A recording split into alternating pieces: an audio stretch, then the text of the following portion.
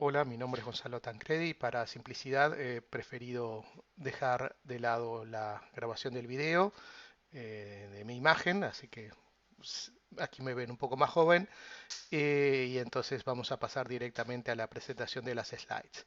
Esta va a ser la última clase del tema sistema solar y vamos a abarcar dos temas que en cierta forma engloban muchos aspectos de las cosas que vimos.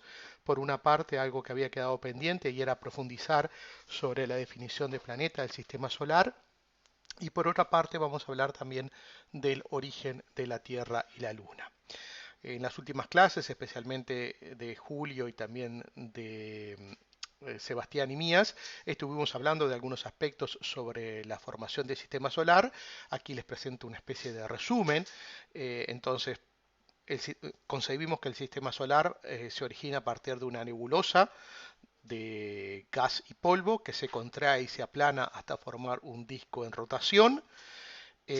Por otra parte, los granos de polvo que están formando parte de esta nebulosa van chocando a bajas velocidades entre sí, formando estructuras que permanecen juntas, van aumentando de tamaño y formando objetos que llamamos planetesimales.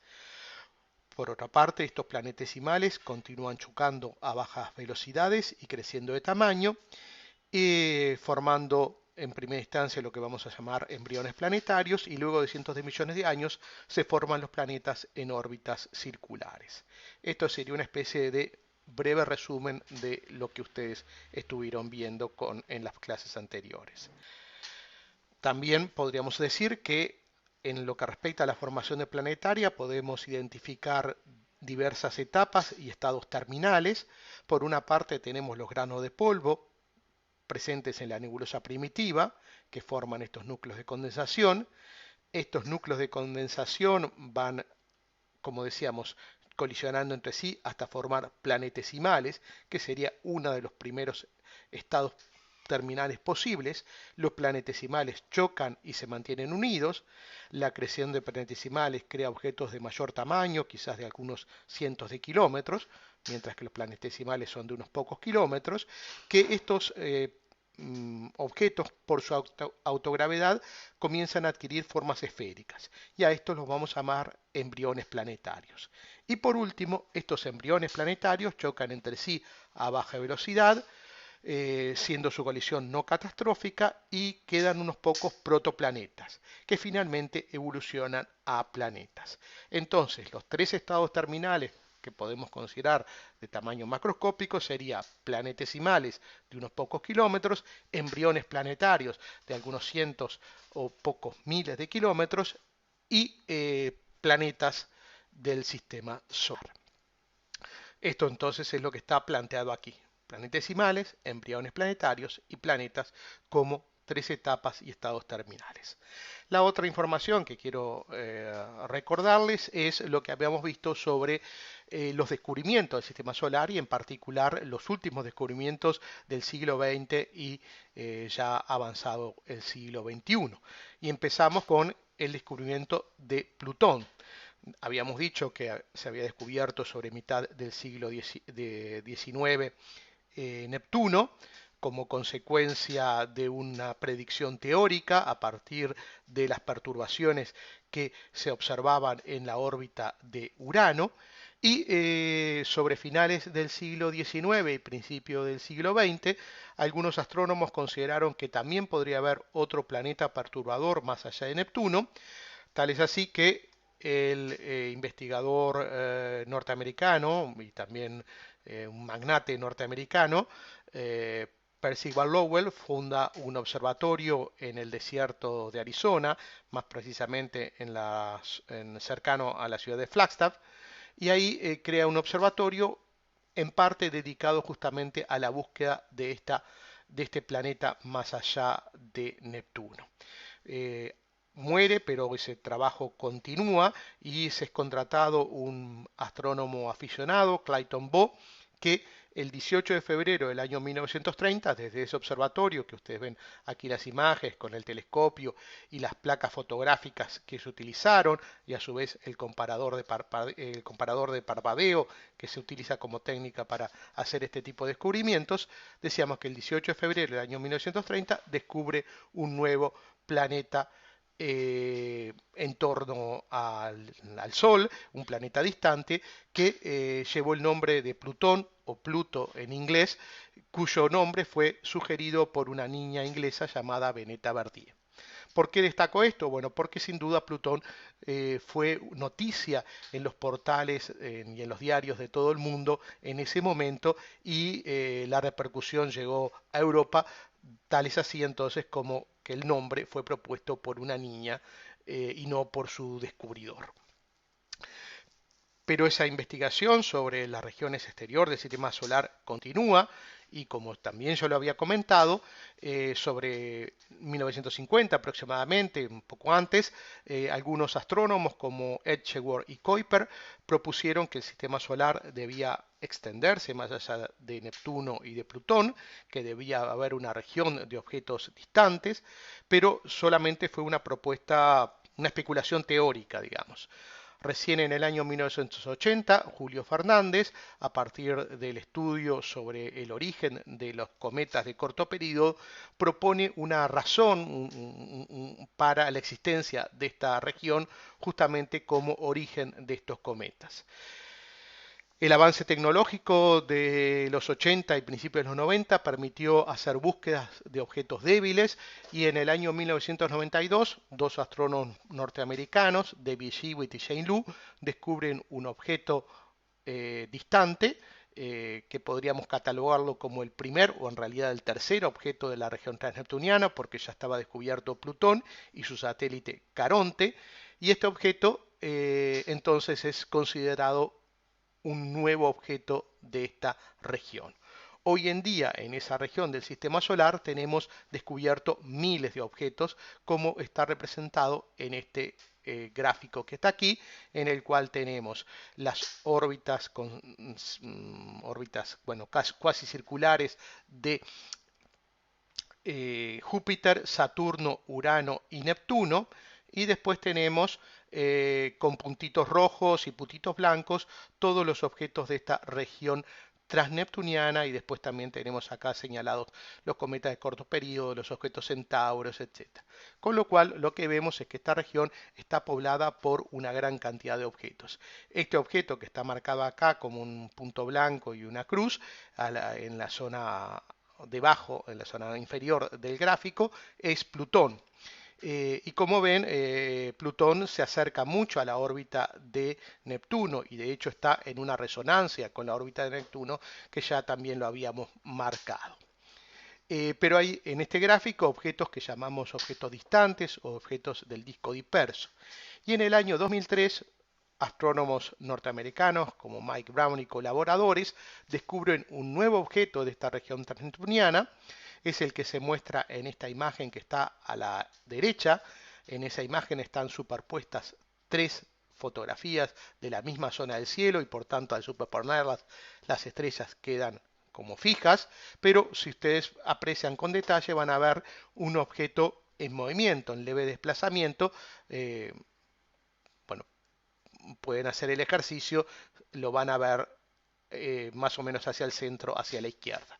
Bueno, este es el objeto que fue catalogado inicialmente como 2003 V313 y tenía la particularidad de tener una órbita muy excéntrica, como lo vemos en el gráfico que está abajo a la izquierda, donde tenemos las órbitas de los tres planetas más exteriores, Saturno, Urano y Neptuno, también la órbita de Plutón, que ya vemos que es una órbita excéntrica e inclinada, pero mucho más excéntrica y mucho más inclinada era la órbita de este 2003 V313. Pero además tenía la particularidad de que a partir de su brillo se podía hacer una estimación inicial del tamaño y el tamaño parecía ser o comparable o quizás aún un poco superior a Plutón. Entonces, este objeto con una órbita muy excéntrica, muy inclinada del tamaño de Plutón, pasó a ser, como decíamos, el tiro de gracia a las pretensiones de Plutón de ser un planeta, porque se inició el debate de, bueno, si Plutón es considerado un planeta, ¿por qué este otro objeto no debería ser considerado de esa forma? Ese debate se llevó a la Unión Astronómica Internacional, en la instancia donde participamos todos los astrónomos profesionales, más de 10.000 astrónomos de todo el mundo, y la pregunta estaba planteada: ¿es Plutón o Pluto un planeta? Para eso entonces se conformaron algunos comités, un comité de análisis de una propuesta de definición de planeta, eh, no integrados como está en este cartoon, pero sí podríamos señalar en cierta forma dos grupos. Por una parte, los defensores de que Plutón debía mantenerse como un planeta y los críticos a esta. Todo en base, como decíamos, a una definición de planeta que se ajustaba o no a las características de Plutón.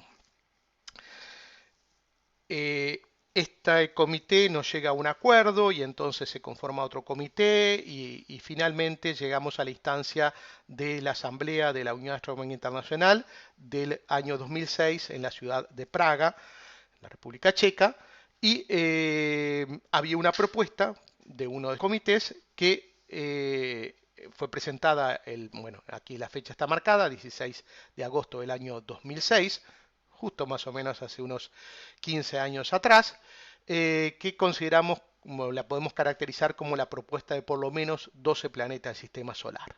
Esa propuesta lo que marcaba que había un criterio único para definir un objeto como planeta y era que tuviera una masa suficiente para que la fuerza de gravedad superara la rigidez del material y adoptara, por estar en equilibrio hidrostático, una forma cuasi esférica. En resumen, podemos decir que un planeta debía ser considerado como un objeto redondo. A su vez, llevaba toda una complicada discusión en el caso de sistemas binarios como Plutón y Caronte y la Tierra y la Luna. En particular de la Tierra y la Luna vamos a hablar ahora después. Pero entonces esta fue la propuesta inicial de un comité y aprobada por el Comité Ejecutivo de la Unión Astronómica Internacional y presentada al inicio de la Asamblea. En términos gráficos se podía representar de esta forma. Tenemos al Sol como objeto central del sistema solar, los planetas terrestres. Con esta definición, Ceres, que era el mayor de los asteroides, pasaba a ser planeta nuevamente. Si recuerdan lo que yo planteé en la clase anterior, Ceres fue el primer asteroide descubierto, pero en el año principio del siglo XIX, el año 1801, fue considerado como un planeta. Recién en el año, sobre mitad del siglo XIX, en 1850 aproximadamente, dejó de ser considerado Ceres, al igual que otros asteroides, como planetas y pasaron a denominarse planetas menores o la terminología que utilizamos hoy en día de asteroides. A su vez, entonces, en esta definición teníamos los 4 planetas gigantes y teníamos a Plutón y Caronte y 2003 V313 también como planetas. Pero decíamos que es en un sistema solar de por lo menos 12 planetas porque si íbamos a aplicar esta definición a otros objetos que estaban descubiertos, posiblemente también iban a ser considerados como planetas. Para eso entonces, con un conjunto de colegas, empezamos a analizar el tema y en términos comparativos, por ejemplo, teníamos los satélites helados de los cuales estuvimos hablando ya, de los planetas gigantes. ¿Por qué utilizamos estos objetos? Bueno, porque estos objetos tienen un tamaño considerable, como lo veíamos en el caso de Io, Europa, Ganímedes, Calisto, Titán o Tritón, o también Encelados. Estos objetos, si bien no iban a ser considerados planetas porque estaban orbitando un planeta, iban a ser considerados como satélites, desde el punto de vista geofísico, desde el punto de vista de la estructura, de justamente la posibilidad de que las fuerzas del material superaran la gravedad, eran comparables y eran relevantes para considerar esta definición. Entonces lo que hicimos fue analizar estos objetos y encontrar cuál era el límite inferior para que un objeto iba a ser considerado como planeta. O dicho de otra forma, cuáles eran los objetos redondos, esféricos, más pequeños. Y encontramos que el satélite Mimas de Saturno de tan solo 400 kilómetros iba a ser considerado como un planeta, o sea, como un comparable a un planeta, porque era un objeto cuasi esférico, tenía una cantidad de cráteres, tenía un cráter de grandes proporciones, pero en términos generales podíamos considerarlo como un objeto cuasi esférico. Para que tengan una idea, la Tierra tiene 12.000 y pico de kilómetros y podríamos decir que es un planeta relativamente pequeño comparado con los gigantes como Júpiter y Saturno, que tienen más de 100.000 kilómetros de diámetro. Entonces, lo que hicimos fue ir a la lista de objetos que habían sido descubiertos en los últimos años y con sus tamaños estimados. Entonces, aplicando esta definición de planeta que era propuesta por el Comité Ejecutivo de la Unión Astronómica Internacional, todos estos objetos que aparecerían acá pasarían a integrar la lista de planetas. No solo los 4 planetas terrestres, no solo los 4 planetas gigantes, sino también Ceres y todos estos objetos de la región transneptuniana que tenían más de 400 kilómetros de diámetro. Si bien las estimaciones eran inciertas, estos serían en principio por lo menos un número importante de objetos que iban a ser considerados como planetas. Por lo tanto, el sistema solar no iba a tener 9 planetas como tenía hasta ese momento, sino iba a tener decenas de planetas. Y de hecho, si uno ve un esquema de lo que sería el sistema solar adoptando esta definición, veríamos un esquema bastante más complejo, con arcos negros o con líneas negras están señalados los planetas tradicionales, los 8 o 9 planetas que tenía el sistema solar hasta ese momento, y con líneas rojas están señalados todos los objetos que iban a ser incluidos dentro de esta categoría de planetas si se adoptara esta definición. Entonces, a manera de resumen, la propuesta que venía del Comité Ejecutivo iba a considerar 2 categorías de objetos en el sistema solar, planetas y cuerpos menores, y dentro de la categoría de planetas iba a considerarse también 2 subconjuntos, los planetas clásicos y los planetas enanos.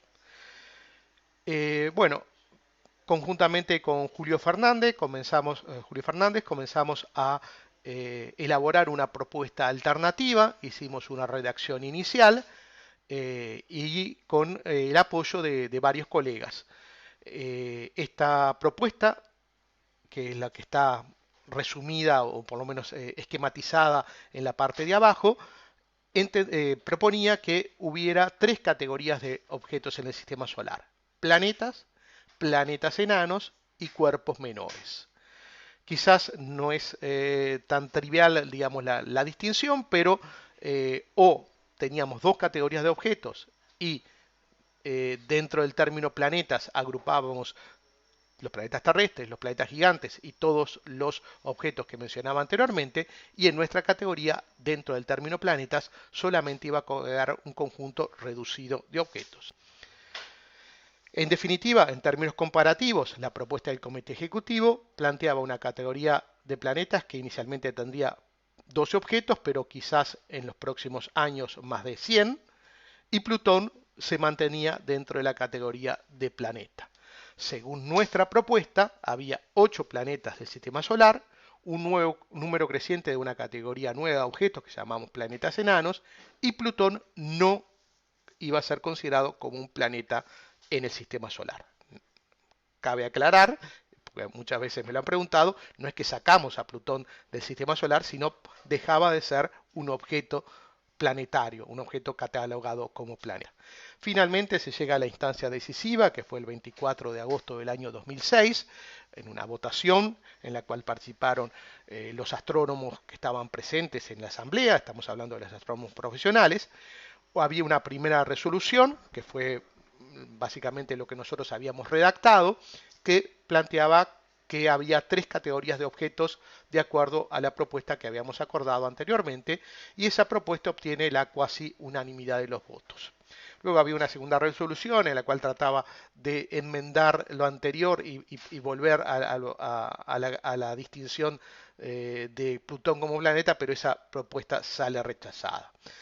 Finalmente, entonces, según esta resolución adoptada en el año 2006, que como decíamos en estos días se está cumpliendo los 15 años, el sistema solar tendría tres categorías de objetos: planetas, planetas enanos y cuerpos menores.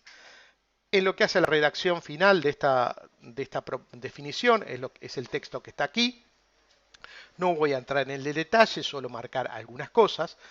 Decíamos que tenemos tres categorías de objetos. Una primera era el término planeta. Y cabe señalar acá que el término planeta, como habíamos planteado la otra vez, es un término que viene utilizado desde la antigüedad. Hace referencia a un astro errante, pero en ningún momento había tenido una definición científica precisa. Lo que hace la UAI en este caso es justamente adoptar una definición científica precisa del término planeta. Entonces, planeta es un cuerpo celeste que orbita alrededor del Sol, que por equilibrio aerostático adquiere una forma cuasi redonda y que logró limpiar la vecindad en torno de su órbita. ¿Qué quiere decir esto? Que en la órbita que tiene en torno al Sol no existen en su misma región otros objetos de tamaño comparable. Esta condición la cumplen, como está planteado acá, los 8 planetas: Mercurio, Venus, la Tierra, Marte, Júpiter, Saturno, Urano y Neptuno, pero no la cumplen otros objetos que pasan a ser considerados como planetas enanos.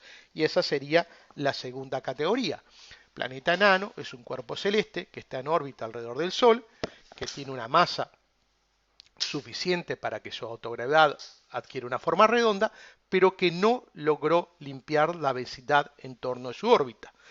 Y a su vez que no es un satélite. O sea que comparte su órbita con otros objetos. Finalmente, todo el resto de los objetos, excepto los satélites que orbitan el Sol, son denominados colectivamente como cuerpos menores del sistema solar.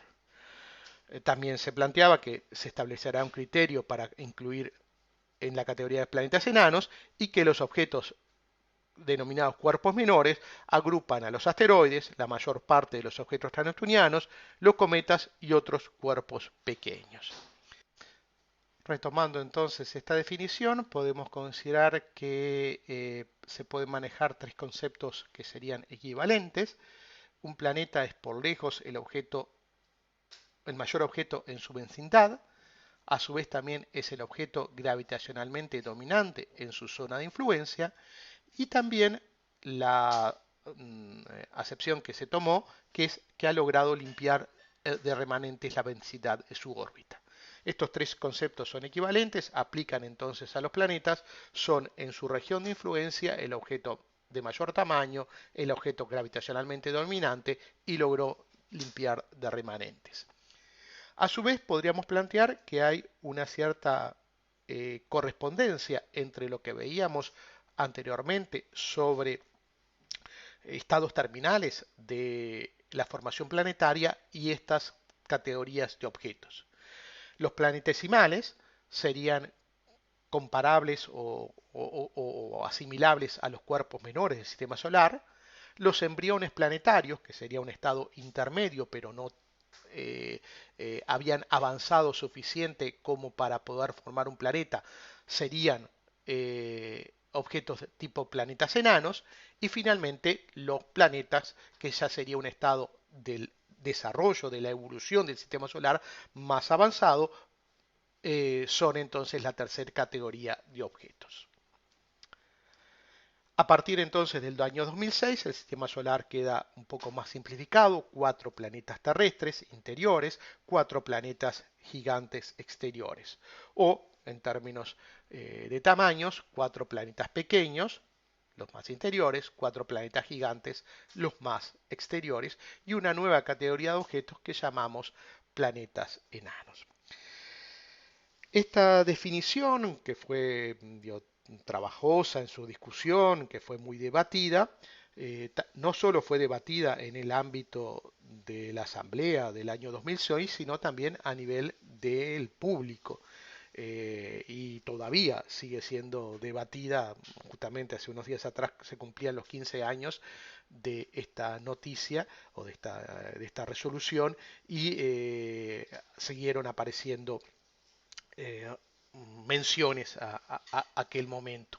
De hecho, el año 2018, que se conmemoró los 100 años de la Unión Astronómica Internacional, hubo un simposio justamente de la historia de la UAI y se destaca la resolución del año 2006 como la instancia en la cual la UAI tuvo la mayor presencia a nivel de la prensa mundial.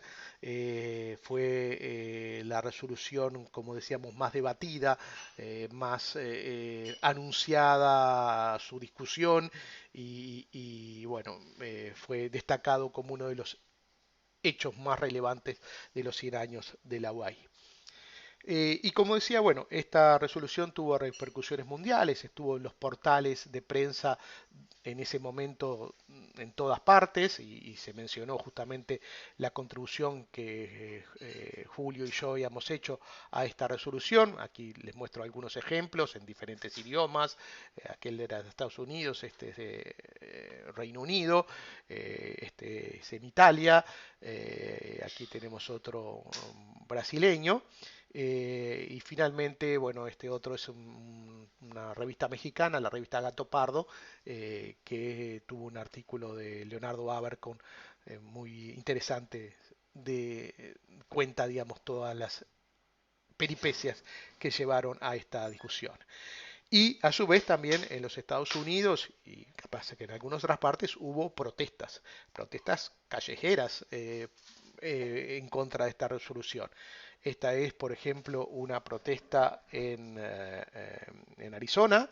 Y aquí tenemos, bueno, creo que este es uno de los descendientes, el que está abajo de Clayton Bow, en el cual, bueno, como ven ahí, el tamaño no importa, protestamos por Plutón, o si no esta otra, bueno, todo lo que pedimos es darle a Pluto una chance y justamente, bueno, lo que mencionaba en la clase anterior, digamos, y también lo mencionaba acá, la asociación que había entre la sociedad americana, entre el personaje de las cómico de Walt Disney y el planeta. Entonces aparecía, digamos, el personaje Pluto. O también tenemos esta otra que un cartel creo que era en Nueva York decía, bueno, comiencen a llamar a Pluto como un asteroide y va a comenzar a actuar como él, haciendo referencia a que podría llegar a impactar en la Tierra, cosa que no es posible. Bueno, para entonces terminar de redondear el tema de la formación del sistema solar, les voy a dejar este esquema que me parece bastante ilustrativo. Comenzamos con la nebulosa interestelar, compuesta por gas y polvo. Esta comienza a colapsar gravitacionalmente, forma por una parte un protosol en la parte central y a su alrededor un disco protoplanetario de forma aplanada. En ese disco comienza un proceso de condensación del gas y el sólido y el protosol continúa ese proceso de contracción, de calentamiento, hasta alcanzar una temperatura que permite la fusión y la formación finalmente del Sol. En el disco protoplanetario, la condensación en las regiones más interiores de los materiales más refractarios, como rocas y metales, y en la zona más exterior de los materiales más livianos como gases y la formación de hielos. En la región interior, por la acreción, vamos a formar a partir de estas rocas y metales los planetas terrestres y como remanentes de esos planetas terrestres a los asteroides y en particular el cinturón de asteroides, y en la región exterior mediante la captura también del gas que estaba presente y la formación temprana, llegamos a la formación de los planetas gigantes o planetas jovianos y como remanentes a los cometas. Y entonces, bueno, tenemos estos diferentes estados de planetas terrestres, planetas jovianos, remanentes interiores, los asteroides, remanentes exteriores, los cometas o los objetos transneptunianos, que son en definitiva objetos que si se acercaran a la región interior terminaban siendo cometas. Y también este otro esquema en términos temporales que plantea las diferentes etapas que llevaron a la formación del sistema solar y de los componentes del sistema solar en los primeros millones y cientos de millones de años hasta, bueno, finalmente el estado actual de 4.500 millones de años después de la formación. Bueno, con esto entonces completamos esta primera parte de la presentación sobre la definición de planeta y un resumen en cierta forma de la formación del sistema planetario, del sistema solar. Ahora vamos a hablar del origen de la Tierra y la Luna. Seguimos entonces hablando del origen de la Tierra y la Luna. Y en primera instancia vamos a referirnos a qué sabíamos sobre la Luna anterior al programa Apolo. El programa Apolo, como ustedes saben, comenzó sobre principios de la década de los 60, con la propuesta del presidente Kennedy de llegar a la Luna antes de finalizar esa década. Y las primeras misiones de sobrevuelo lunar ocurrieron sobre 1968, sin duda 1969 fue el hito mayor de llegar con un hombre a la Luna y continúan hasta el año 1972. En términos generales podríamos resumir el conocimiento que teníamos sobre la Luna en estos ítems que están aquí marcados y ahora los vamos a desarrollar. La órbita geocéntrica de la Luna tiene un ángulo no despreciable con respecto al ecuador terrestre. La razón entre la masa del satélite y la masa del planeta es la más alta entre todos los planetas del sistema solar. La densidad de la Luna es más pequeña que la densidad de la Tierra, más baja. La Luna carece de un gran núcleo de hierro-níquel, como sí lo tiene la Tierra, y el momento angular total del sistema Tierra-Luna es muy alto. Es un poco menor que el requerido para la fisión rotacional. Y de estos puntos voy a desarrollarlos, por lo menos algunos de ellos, con más detalle. Aquí tenemos, por una parte, el sistema Tierra-Luna a escala de tamaños y distancias. Vean que en términos espaciales son dos objetos distantes y pequeños en relación a su distancia. O sea, hay un espacio vacío muy grande entre ellos. En el esquema de abajo tenemos la órbita, perdón, la Tierra con su eje de rotación y sus polos terrestres, polo norte y polo sur. También está marcado en un plano que está prácticamente horizontal el plano de la eclíptica, que recuerden es el plano de la órbita de la Tierra. Y como ven, y perpendicular al eje de rotación de la Tierra tenemos el plano del ecuador. Como ven, el plano del ecuador y el plano de la eclíptica no coinciden, forman un ángulo que es de aproximadamente 23 grados y medio. Aquí lo vemos marcado, este ángulo, que es también el mismo ángulo que forma el eje de rotación de la Tierra con el eje perpendicular al plano de la eclíptica. Aquí tenemos a la Luna. Como decíamos, esto no está a escala, digamos, las escalas son las que están mejor marcadas en el gráfico superior. Aquí tenemos a la Luna y esta recta que está acá marcada corresponde a la intersección del plano orbital de la Luna. Por una parte vemos que el plano orbital de la Luna forma un pequeño ángulo tan solo de 5 grados con el plano de la eclíptica, pero forma un ángulo mucho más considerable, o sea, mucho más grande, con el plano del ecuador terrestre.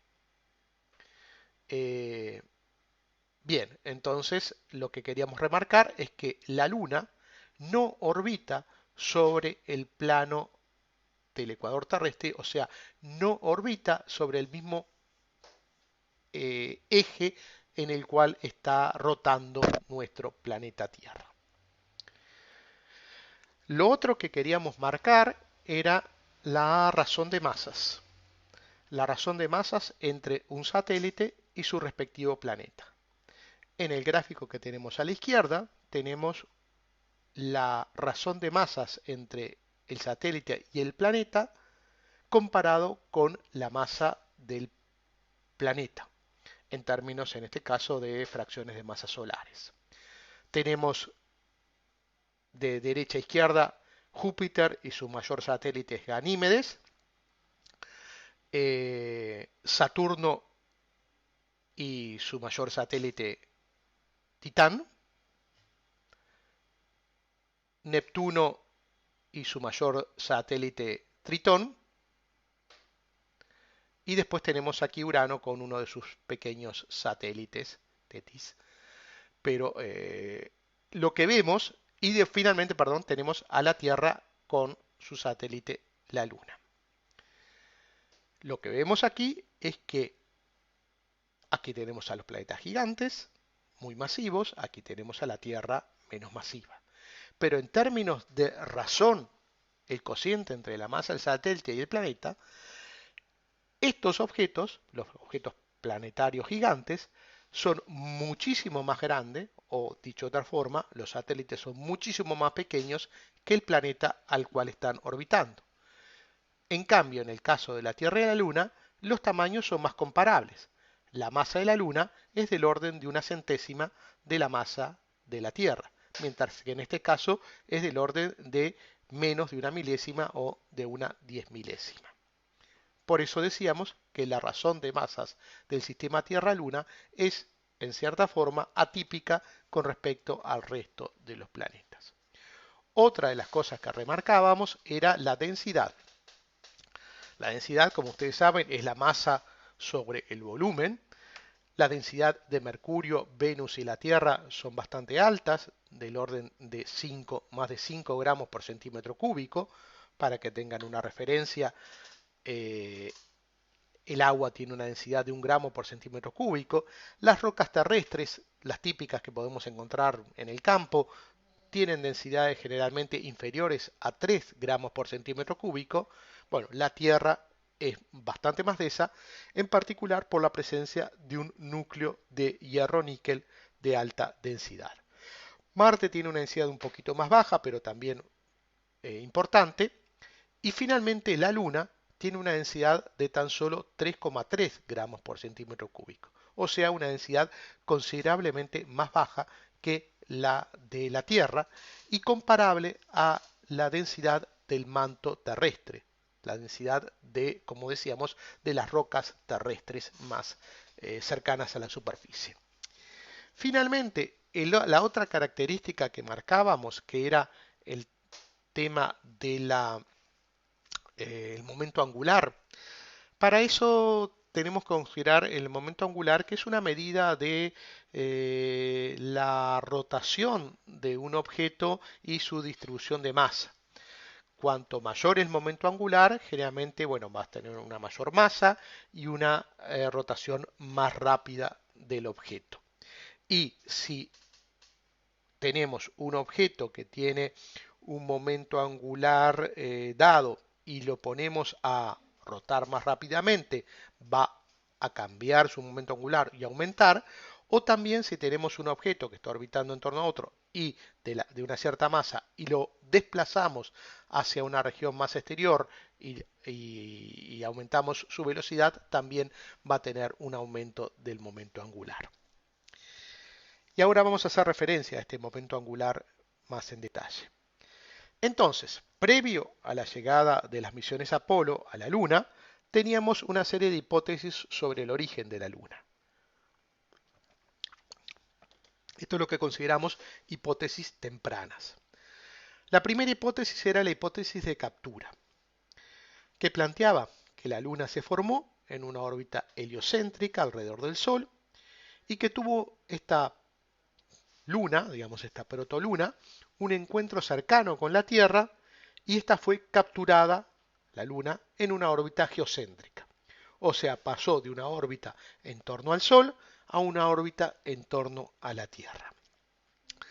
Después teníamos otras hipótesis, que es la hipótesis de coacreción, en el cual la Tierra y la Luna se formaron juntas y simultáneamente como un sistema binario a partir del material presente en el disco protoplanetario, o dicho de otra forma, como un mini sistema solar, como se deberían haber formado las satélites de los planetas gigantes.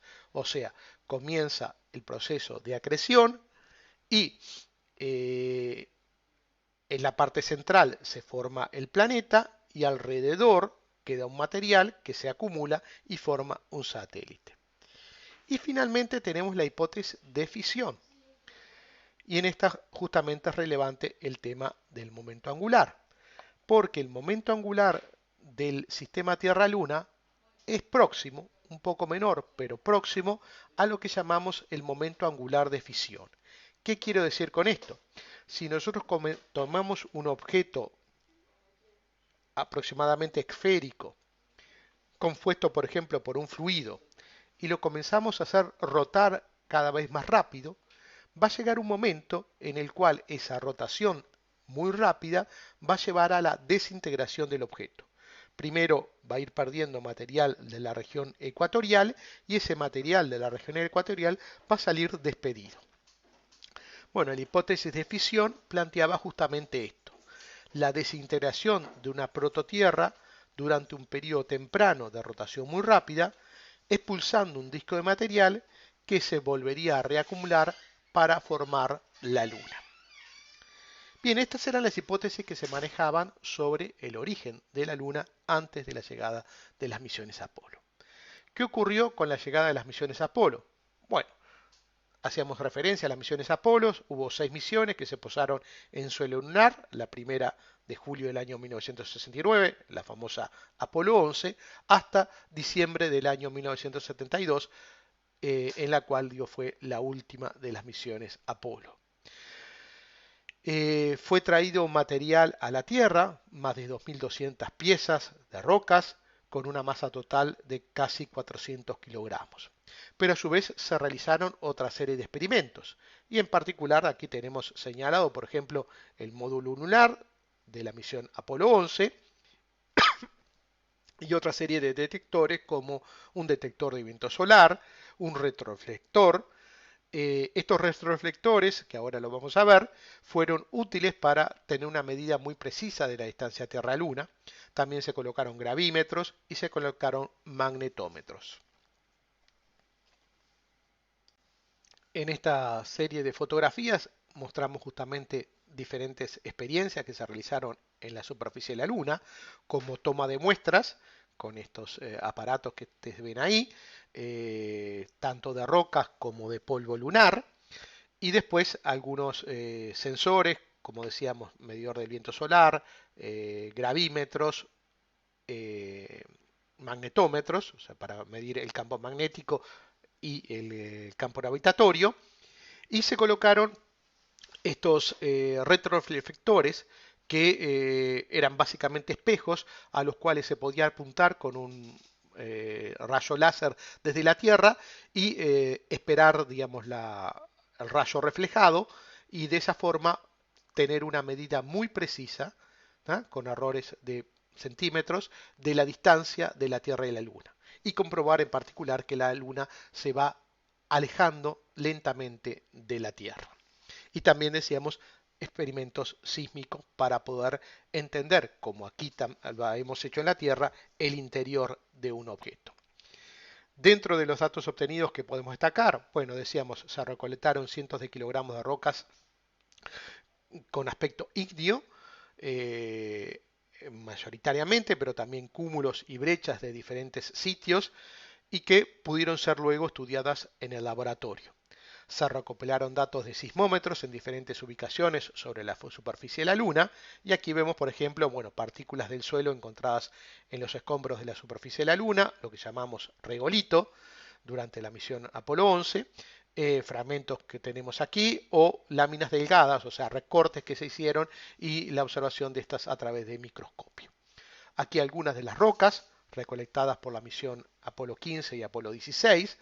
La de arriba a la izquierda es un basalto vesicular poroso, Si ustedes tienen la posibilidad de ver este tipo de basaltos, hay en el Uruguay, en la zona norte del Uruguay podemos tener este tipo de basaltos vesiculares, pero generalmente se encuentran en regiones de volcánicas eh, y bueno, es producto justamente de actividad volcánica. También tenemos otros tipos de rocas presentes en la superficie lunar y la de abajo a la derecha es una brecha con numerosos pequeños cráteres de impacto, dado que como la Luna no tiene atmósfera, directamente cualquier partícula, aunque sea de pequeño tamaño, llega hasta la superficie. En este otro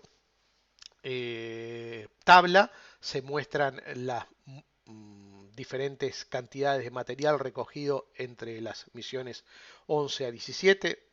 Quizás ustedes saben que la misión Apolo 13 fue una misión fallida, no llegó a la superficie.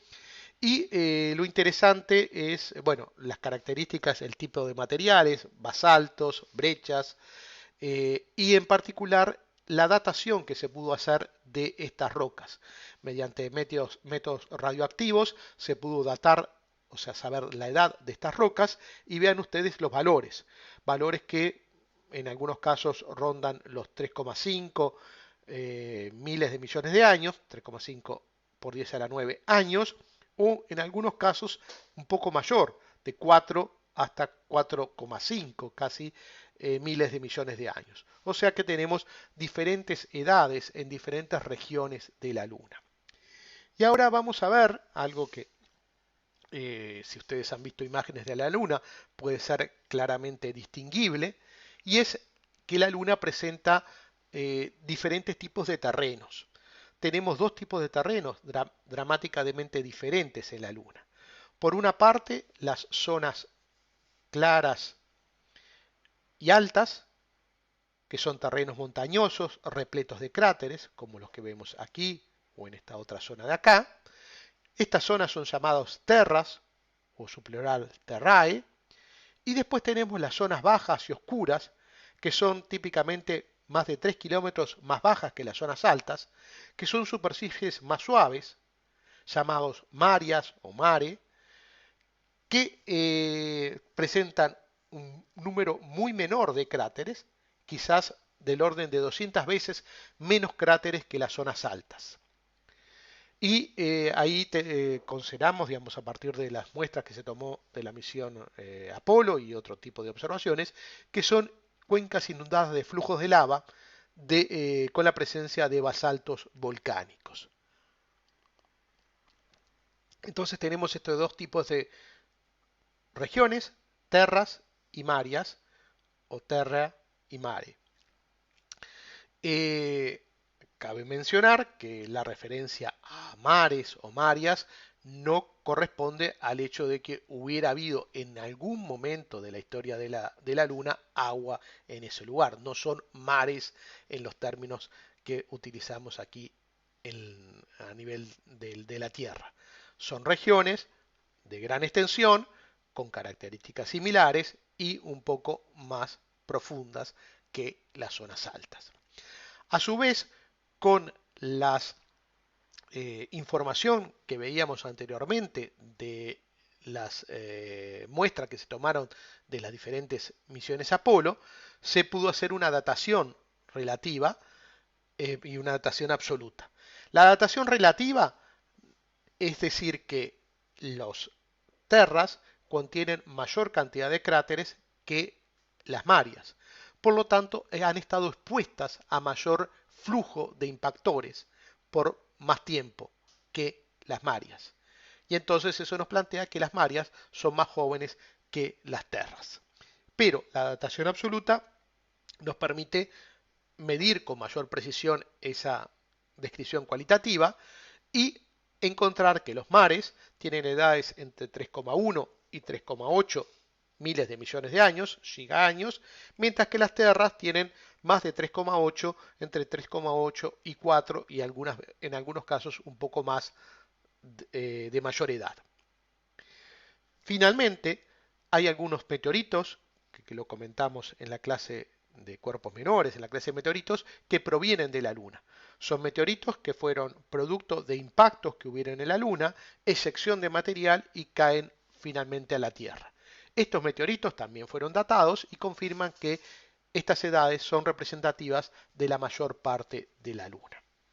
En definitiva, como conclusiones de las misiones Apolo, podemos decir que el material recolectado de la superficie de la Luna adquirió temperaturas suficientemente grandes para ser fundido. Por eso tenemos la presencia de estos basaltos volcánicos.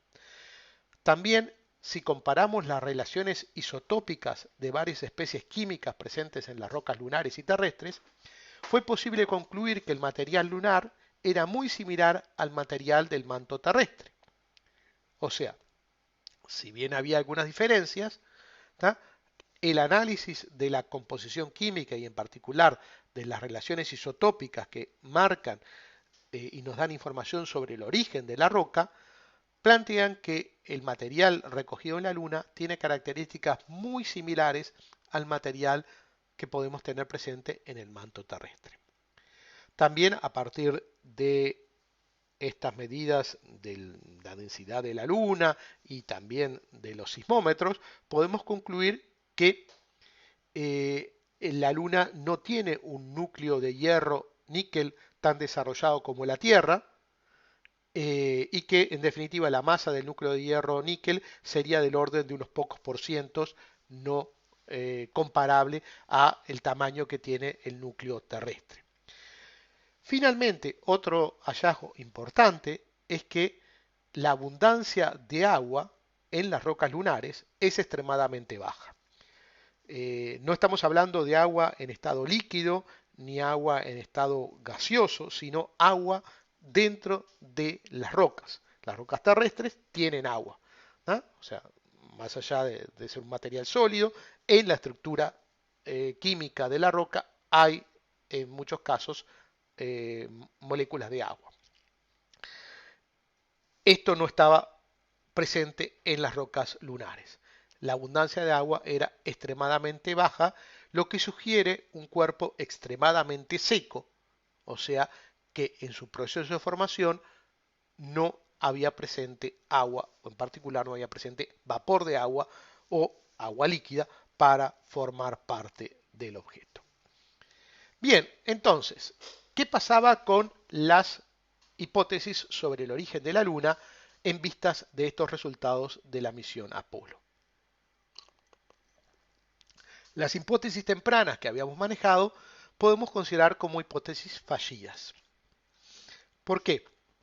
La hipótesis de captura, que decíamos que la Luna fue capturada en una órbita geocéntrica a partir de una órbita heliocéntrica, planteaba la dificultad de la similitud en la composición química de la Tierra y la Luna, en particular del manto terrestre y la Luna. Si la Luna se formó en otra parte del sistema solar, estaba en una órbita heliocéntrica y fue capturada por la Tierra en una órbita geocéntrica, quiere decir que la Luna se formó en otra parte, su composición química debía haber sido algo diferente, pero era muy similar a la de la Tierra. A su vez también presenta otro problema, que estas capturas gravitacionales son capturas temporarias. O sea, si puede entrar en una órbita geocéntrica, puede salir, a menos que haya algún fenómeno disipativo, alguna fuerza disipativa que pueda transformar una captura temporaria en una captura permanente. Bueno, no había o no se considera que pueden haber fuerzas disipativas lo suficientemente relevantes como, por ejemplo, la existencia de una atmósfera primitiva extendida, como para poder transformar una captura temporaria en permanente. Por eso entonces decimos que esta hipótesis era una hipótesis fallida. Después teníamos la hipótesis de coacreción, en el cual la Tierra y la Luna se consideraban que se habían formado juntas como un sistema binario, y en la parte central se formó la Tierra y alrededor quedó la Luna. Pero si se formaron del mismo material, debían tener una composición química similar. No solo en la presencia de materiales como silicatos, sino también la presencia de hierro y agua, que en el caso de la Tierra el hierro se fue hacia el centro y en el caso del agua está presente en las rocas lunares, perdón, en las rocas terrestres. Bueno, ese hierro en el caso de la Luna no estaba en el núcleo, como habíamos comentado anteriormente, y el agua no estaba presente. Entonces, claramente no se pudieron formar del mismo material por la falta de hierro y agua. Y tampoco esta hipótesis permitía explicar el alto momento angular que tiene el sistema Tierra-Luna. Finalmente, la hipótesis de fisión, que decíamos la Tierra la prototierra rotaba muy rápidamente, llegó hasta alcanzar la inestabilidad rotacional por fisión y comenzó a expulsar material. El problema de esta hipótesis era qué mecanismo permitió adquirir esa rotación tan rápida. Pero a su vez, como el momento angular se conserva, y hoy en día ese momento angular es menor que el momento angular de fisión, ¿cómo se redujo posteriormente? ¿Qué proceso llevó a la reducción? Y finalmente, creo que esta sería una de las hipótesis, uno de los problemas más grandes, que era lo que señalábamos anteriormente.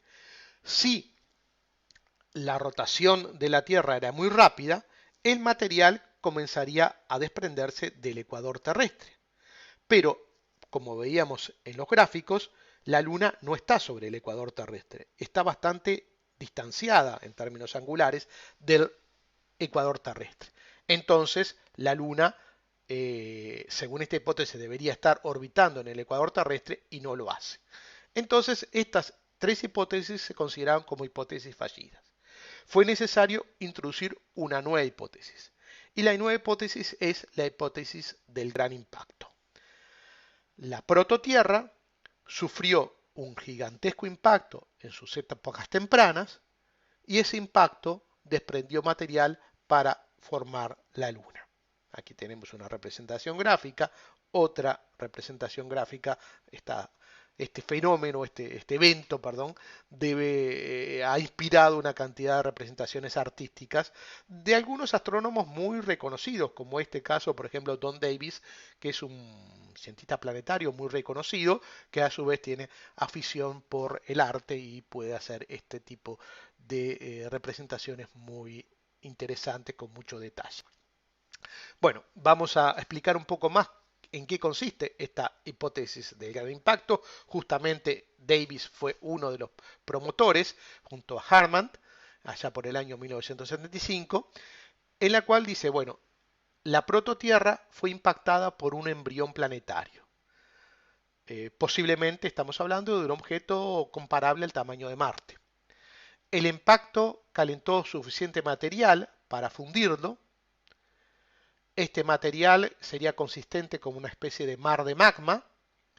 Como la propuesta fue que el impacto no fue un impacto frontal, sino un impacto lateral, como está marcado aquí. Esto llevó a la expulsión de material que tenía un alto momento angular. Y esto permitiría explicar el alto momento angular del sistema Tierra-Luna, porque el impacto, decíamos, no fue frontal, sino fue lateral y de esta forma eyectó material a alta velocidad. Y iba a quedar orbitando en torno a la Tierra. A su vez también lo que plantea esta hipótesis es que la colisión se dio después de que la Tierra ya estaba parcialmente diferenciada. Y por eso el esquema que está acá. O sea, teníamos un manto terrestre y un núcleo terrestre de hierro-níquel, un manto de silicatos y un núcleo terrestre de hierro-níquel. O sea que ya había esta estructura, quizás no tan diferenciada como lo tenemos hoy en día, pero sí ya había una diferencia importante entre el manto y el núcleo terrestre. Con lo cual, al ser la colisión no frontal, lateral, y al estar la Tierra diferenciada, eso explicaría la diferencia entre la composición química de la Tierra y la Luna, pero la similitud de la composición química de la Luna y el material del manto terrestre, porque la mayor parte del material eyectado fue material del manto terrestre. Este es otro esquema que explica, digamos, en primera instancia que es un fenómeno muy rápido. En tan solo unos pocos minutos se dio este impacto de, como decíamos, un objeto comparable al tamaño de Marte. Pocos minutos después del impacto ya la mayor parte del material había sido eyectado y queda en órbita en torno a la Tierra, no siguiendo el plano del ecuador terrestre, como estaría marcado acá, o sea, este es el eje de rotación de la Tierra, este sería el plano del ecuador, sino más bien siguiendo la dirección de donde venía, que posiblemente fuera una dirección de baja inclinación eclíptica, porque la mayor parte de los objetos del sistema solar están en el plano medio del sistema solar, próximo al plano de la eclíptica. Entonces, el material quedó más o menos en este plano próximo al plano de la eclíptica.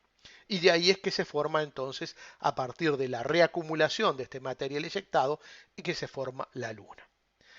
Esto que está planteado como un esquema se puede también intentar reproducir con computadoras, con las ecuaciones del impactos y del movimiento de los objetos.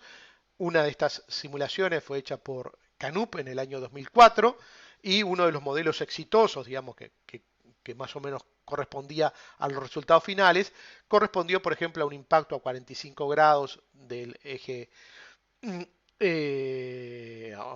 con respecto a la normal, una velocidad de impacto inferior a los 4, del orden de 4 km por segundo, un impactor de una masa del orden de una décima, o sea 0,11 a 0,14 masas terrestres, o sea, como decíamos, comparable al tamaño de Marte, y la masa del 95% de la Tierra es acretada después del impacto, pero parte importante de la masa de la Luna provendría del impactor. Y de eso ahora voy a empezar a mencionar. Lo que vamos a ver a continuación es una animación de justamente estos modelos matemáticos por computadora del impacto. Vemos un objeto del tamaño de Marte impactando a la prototierra, la excepción de una gran cantidad de material que queda en órbita en torno a la Tierra.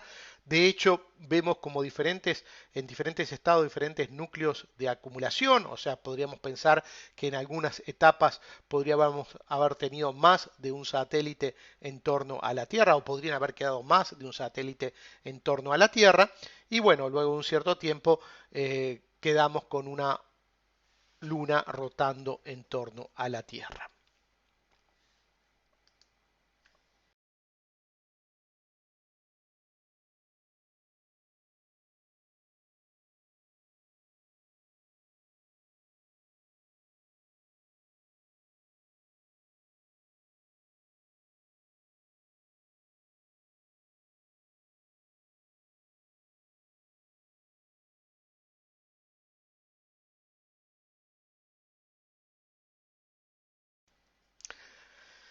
En resumen, partimos de una prototierra impactada por una protoluna, digamos, o un embrión planetario, eyección de material y finalmente, bueno, una luna, un satélite en órbita en torno a la Tierra, que a su vez, al cabo de un cierto tiempo, comienza a recibir nuevos impactos. Estos nuevos impactos dan origen a eh, los mares, por ejemplo, estas gigantescas cuencas de impacto de las cuales voy a mencionar ahora después. No obstante, si bien esta es la hipótesis más aceptada sobre el origen de la Tierra y la Luna, ha presentado algunas dificultades más recientes. Las muestras que llegaron aquí a la Tierra de las misiones Apolo han sido reanalizadas, especialmente por las mejoras en el instrumental y en el equipamiento de laboratorio. Y se ha encontrado, por ejemplo, que las proporciones isotópicas de varias especies químicas, por ejemplo, las que están listadas ahí, se midieron con gran precisión en las muestras lunares. Y la conclusión es que las rocas lunares son prácticamente indistinguibles de las rocas terrestres. ¿Y cuál es el problema? Decíamos, queremos que sean similares a las rocas del manto terrestre, pero no totalmente indistinguibles. ¿Por qué? Porque como decíamos en alguna de estas simulaciones numéricas, por ejemplo la de Canup, parte del material de la Luna debía provenir del impactor. Y como decíamos en la hipótesis de la captura, si el objeto fue originado en otra región del sistema solar, tendríamos problemas porque ese objeto tendría una composición química diferente. Entonces, el hecho de que la Luna es demasiado similar a la Tierra presenta un problema porque su composición estaría prácticamente no contaminada del embrión planetario y eso va en contra de los resultados.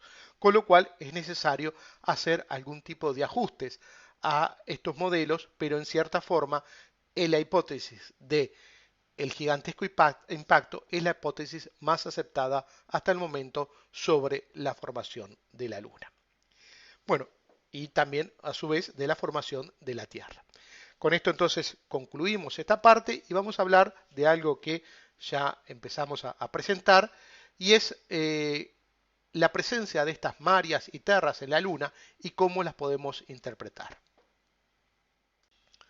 Vamos a hablar entonces de lo que denominamos como el intenso bombardeo tardío. Esta es una fotografía con gran detalle de la superficie lunar en la cual claramente ven la distinción entre las terras y los mares, entre las zonas de gran cantidad de cráteres, las terras, y las zonas con baja cantidad de cráteres. Decíamos que acá podemos contabilizar del orden de cientos de veces más cráteres que aquí por unidad de superficie. Lo vamos a ver más claramente en esta imagen, con este zoom, digamos, de una región de alta densidad de cráteres y otra de baja densidad de cráteres. Estamos hablando de que la Luna ha estado expuesta a la craterización durante estos miles de millones de años. ¿Y por qué entonces esta diferencia entre una zona y otra cuando en sí la Luna debería estar uniformemente expuesta a estos cráteres? Para entender un poco más esto, hacemos lo que llamamos el conteo de cráteres. La cronología lunar y de todas las superficies planetarias se basa en primera instancia en el conteo de cráteres y la obtención de muestras. Pero la obtención de muestras solamente es posible en objetos que hayamos visitado, como por ejemplo la Luna. De la otra forma, la única forma que tenemos es la datación relativa. Aquí en este gráfico tenemos la edad de las diferentes regiones, basado justamente en la datación absoluta a partir del análisis de las rocas tomadas de diferentes regiones y la datación mediante métodos radioactivos, y el número de cráteres correspondientes a esas zonas. ¿Qué es lo que vemos? Si vamos desde el presente, que sería la edad cero, hasta el pasado, bueno, vemos que hay regiones con baja densidad de cráteres, jóvenes, luego aumenta y se estabiliza por varios miles de millones de años hacia atrás en el tiempo, y en el entorno de los 3, y algo millones de años hacia el pasado, el número de cráteres aumenta notablemente. Si ahora lo planteamos en la otra dirección, en la dirección que transcurre el tiempo, del pasado al presente, diríamos que las regiones más antiguas tienen mucha mayor cantidad de cráteres que regiones que son un poquito más jóvenes, pero no tanto, apenas estamos hablando de algunos cientos de millones de años de diferencia, en el cual el número de cráteres baja considerablemente. Y como vemos aquí, baja por un factor, esto es una escala logarítmica, baja por un factor, como decíamos, de varias decenas o más de 100, ¿tá?, entre una región y otra. Estas son entonces medidas, como decíamos, entre misiones Apolo y conteo de cráteres. Entonces, el conteo de cráteres estableció edades relativas que se transforman en edades absolutas luego de la datación de las muestras. El material fundido de las grandes cuencas de impacto se agrupa en edades inferiores a 3,8 millones de años y la corteza de las zonas más altas, de las zonas con mayor cantidad de cráteres, tiene edades superiores. Entonces, si bien hay una diferencia, esa diferencia de tiempo y de cantidad de cráteres, esa diferencia de tiempo parecería no ser tan sustancial. Para entender un poco más esto, piensen lo siguiente. Vamos a tener una superficie, por ejemplo, arena, un tacho con arena, una playa, en el cual en un momento la alisamos completamente y empieza a llover, ¿ah? O empieza a caer, a tirarle piedritas. Cuando hacemos esa experiencia vamos a ver que, bueno, el número de cráteres que vamos formando va aumentando.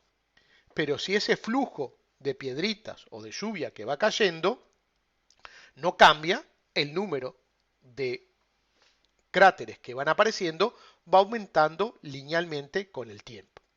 Ahora, si en algún momento viene una tormenta, ahí va a aumentar notablemente el número de cráteres que se forman por unidad de tiempo. Y si en esa tormenta en algún momento viene, no sé, o estamos hablando por ejemplo de una tormenta de piedritas, viene una piedra muy grande, lo que hace es borrar el registro. Bueno,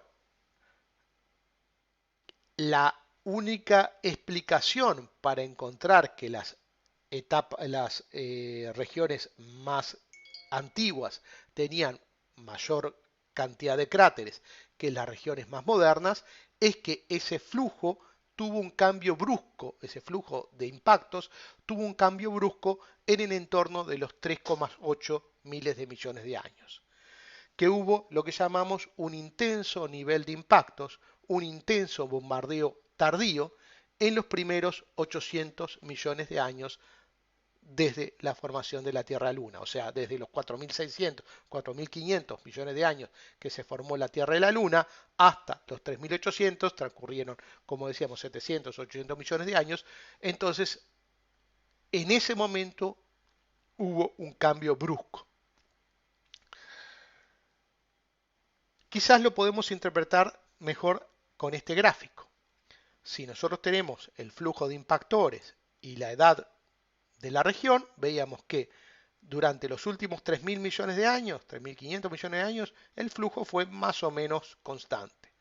Pero en el entorno de los 2.800, para poder explicar la cantidad de cráteres que tenemos hoy en día, o hubo un pico o hubo una caída muy abrupta.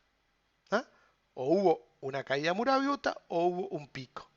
Entonces, la explicación del intenso bombardeo tardío, que explicaría entonces esta diferencia, podríamos interpretarla de dos formas.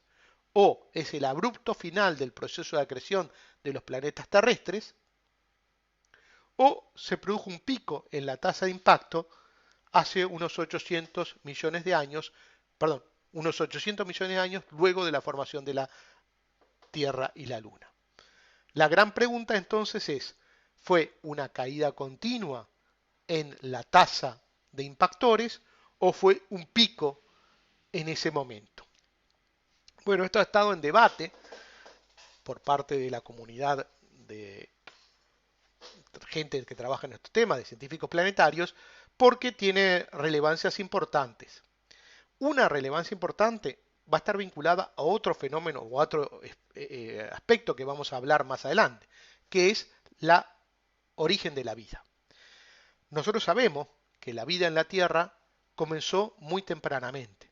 Tenemos registros de que hay formas de vida en la Tierra o manifestaciones de vida en la Tierra desde hace más de 3.000 millones de años. Con lo cual, parecería que la vida en la Tierra se formó en cuanto la tasa de impactores se redujo notablemente. Pero entonces la gran pregunta que nos podemos hacer es, quizás ocurrió que hubo, porque los impactos en la Tierra son los mismos que el flujo de impactores en la Tierra son los mismos que el flujo de impactores en la Luna. Entonces, puede haber ocurrido que los primeros cientos de millones de años, desde la formación del sistema solar y en particular de la formación de la Tierra, la tasa de impactores fue baja, después tuvo un pico y después bajó nuevamente. Y entonces cabría la posibilidad de que hubiera formas de vida anteriores a las actuales, a la evolución a partir de los 3.000 millones de años, que fueron totalmente destruidas en ese bombardeo tardío ocurrido 800 millones de años luego de la formación de la Luna y la Tierra. O sea que podríamos especular con ese tipo de cosas y otra serie de efectos relevantes que podría haber tenido ese bombardeo tardío. Y para entender esta pregunta, para entender entonces una de las hipótesis sobre cómo se desarrolló este proceso del bombardeo tardío, vamos a mostrar a continuación un modelo que es conocido como el modelo de Niza, referencia al observatorio de Niza en Francia, o en inglés a Nice Model, también jugando con el hecho de que es un modelo bonito. Este modelo fue desarrollado por un conjunto de astrónomos en los cuales estaba participando un colega brasileño, Rodney Gómez, pero como decíamos que tuvo su base la colaboración en el observatorio de Niza en Francia. En este modelo es una simulación numérica del proceso de formación de los planetas gigantes, o el proceso de evolución, digamos, posterior a la formación de los planetas gigantes, en el cual tenemos, según este gráfico que está aquí, a Júpiter, Saturno, Neptuno y Urano, y un conjunto de partículas pequeñas más allá del planeta más distante, en este caso el planeta Urano. Repito, Júpiter, Saturno, Neptuno y Urano. Y quizás, para lo que recuerden la clase del otro día sobre planetas gigantes, esto le llame la atención respecto al ordenamiento. Bueno, vamos a ver la evolución de esto. Aquí tenemos el tiempo como va transcurriendo en millones de años. Estamos en los primeros cientos de millones de años y vemos que no hay cambios sustanciales. Debido a las perturbaciones mutuas entre los planetas hay leves cambios de la órbita, pero el ordenamiento de los planetas se mantiene estable y también se mantiene bastante estable, si bien se van perdiendo, las partículas que estaban más allá del planeta más distante. Y ya llevamos más de 500 millones de años desde la formación y todo sigue más o menos igual. Esperamos un poquito más y van a ver ustedes ahora qué es lo que ocurre en este momento.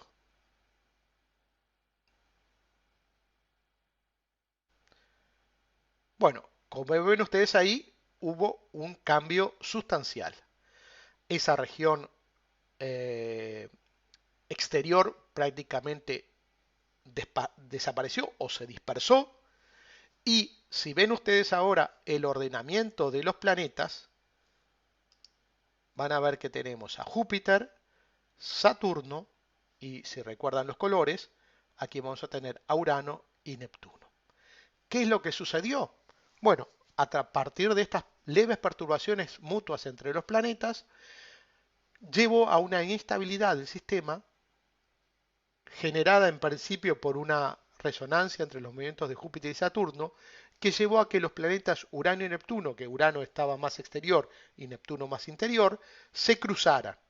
Al cruzarse las órbitas de estos planetas, esto llevó a una fuerte perturbación de la región exterior y a la expulsión de esa zona de los planetesimales que ahí se encontraban.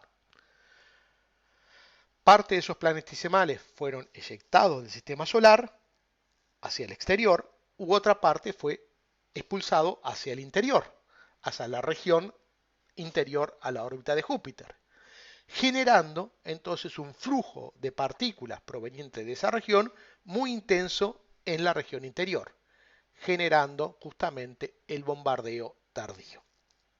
Entonces, según este modelo que intenta explicar la formación y evolución temprana del sistema solar,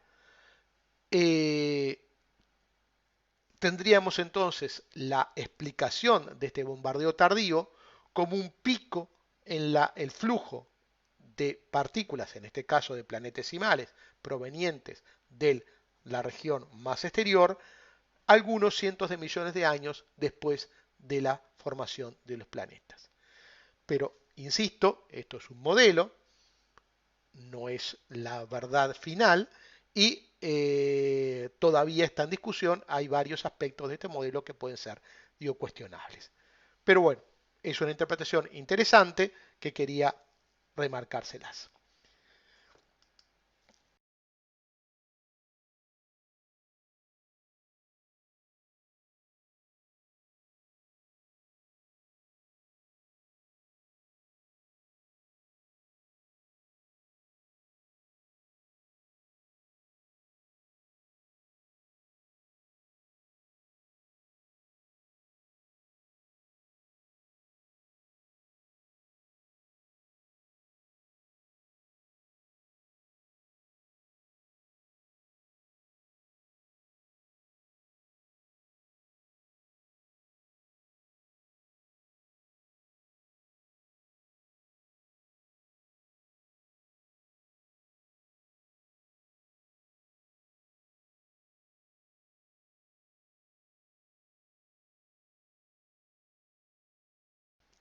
Bien, y para terminar, les voy a mostrar estas dos imágenes, porque yo había hecho referencia a que esta es la imagen que veíamos de la Luna con los mares y las terras, pero esta es la imagen de lo que llamamos la cara visible de la Luna. Quizás ustedes saben que la Luna muestra siempre una misma cara de la Tierra, porque tenemos un efecto de sincronismo entre la rotación de la Luna y la traslación de la Luna, que hace que la Luna siempre muestre la misma cara a la Tierra. A su vez marcábamos que la Luna se está alejando de la Tierra lentamente. ¿Por qué se está alejando? Bueno, porque justamente como consecuencia de otro de los fenómenos que veíamos, que es la fuerza de marea, hay un proceso disipativo de energía que lleva a que la Luna se aleje y que a su vez la Tierra enlentezca su movimiento de rotación. Terminará ocurriendo que la Tierra y la Luna alcanzarían, si no ocurriera otro tipo de fenómenos, el sincronismo total. Eso quizás no ocurra porque antes de eso va a haber otros eventos del sistema solar que podrían llegar a afectar la evolución de nuestro sistema Tierra-Luna, pero sí, ¿qué ocurriría cuando se alcance el sincronismo total? Algo que mencionábamos ya en el caso de Plutón y Caronte, que están en el sistema de sincronismo total. Quiere decir que muestran ambos las mismas caras y el periodo de traslación del satélite en torno al planeta es el mismo que el periodo de rotación tanto del planeta como del satélite. Con lo cual, Plutón y Caronte muestran sus mismas caras y en el caso del sistema Tierra-Luna vamos a llevar al sincronismo total en el cual la Luna en algún momento va a mostrar a la Tierra la misma cara, eso ya ocurre, y la Tierra va a mostrar a la Luna también su misma cara. O sea que la Luna no va a ser visible desde toda parte de la Tierra, sino solamente desde un hemisferio. Pero para eso, decíamos, faltan todavía algunos miles de millones de años y posiblemente ocurran otro tipo de eventos. Pero lo que quería mencionarles es que la cara oculta de la Luna, la cara no visible, ojo, no estamos hablando de la cara no iluminada, sino esa es otra cosa, la iluminación de la Luna depende de la posición relativa de la Tierra y del Sol. Estamos hablando de la zona que nosotros vemos y de la zona que no vemos. Entonces, la cara visible de la Luna es la que nosotros vemos. La cara oculta ha permanecido oculta a la Tierra, a los habitantes de la Tierra, por miles de millones de años, hasta que pudimos enviar una sonda espacial que viajara justamente a la cara oculta. Eso fue posible con las misiones Apolo, los primeros viajes, digamos, a la cara oculta, y hoy en día tenemos varias misiones y podemos tener un detalle de la cara oculta de la Luna. Y es lo que vemos en la imagen de la derecha. Y si ustedes comparan la imagen de la izquierda y la imagen de la derecha, van a ver notables diferencias. En la imagen de la izquierda tenemos mares, tenemos terras, mientras que en la imagen de la derecha de la cara oculta, prácticamente mares o regiones oscuras de gran extensión no existen, solamente hay alguna más pequeña, son casi todas terras. Bueno, ¿por qué existe esta diferencia tan notable entre la cara visible y la cara oculta de la Luna? Bueno, dejemos eso para discutirlo en clase y vayan pensando en posibles interpretaciones de esta observación. Para terminar, solamente recordarles justamente esta representación de lo que sería este gigantesco impacto que dio origen al sistema Tierra-Luna y que ha sido determinante para el desarrollo futuro, o sea, el desarrollo temprano de la Tierra y de la vida en la Tierra, algo que también vamos a comentar cuando hablemos del origen de la vida en la Tierra y la estabilidad de la Tierra. Con esto entonces termino y nos vemos en clase.